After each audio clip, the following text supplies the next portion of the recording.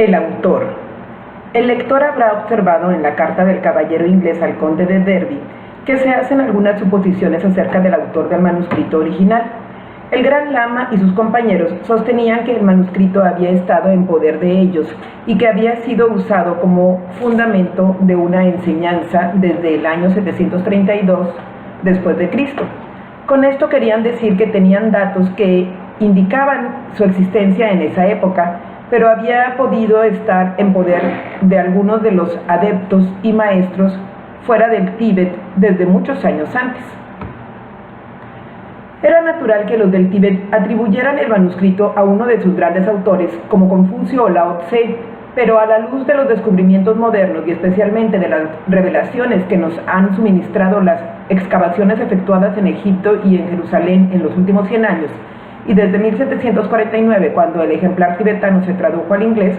podemos ver claramente que el manuscrito original no fue escrito ni por Confucio ni por ninguno otro de su época o nación o creencia.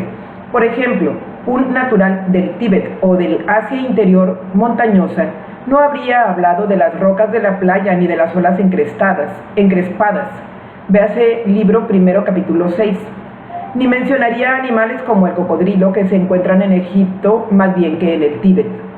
Hay muchos indicios en toda la obra, tal como aparecen en las páginas siguientes, de que la mayor parte de ella fue escrita por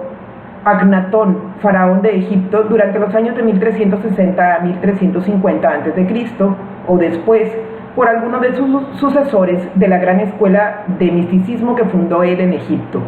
Cualquier enciclopedia nos dirá que este faraón desquició las enseñanzas de los sacerdotes y la adoración de los ídolos en Egipto mediante el establecimiento de una religión mística y monoteísta, y las autoridades en materia de historia de las religiones lo señalan como el primer hombre del mundo civilizado que proclamó la creencia en un solo Dios, por lo que ha sido justamente llamado el mayor modernista de todos los tiempos. Él fundó un culto o hermandad secreta basada en esta religión mística en la ciudad que fundó, a la que llamó Akhetaten.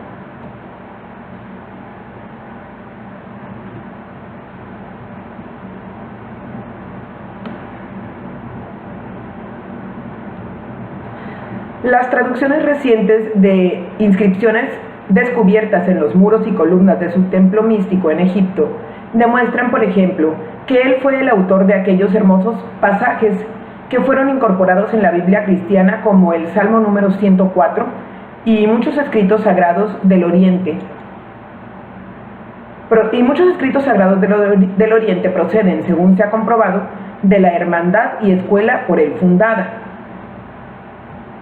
Copias de las doctrinas y enseñanzas usadas en Egipto en esa época llegaron sin duda a Jerusalén y otras partes del mundo cuando el éxodo de los judíos,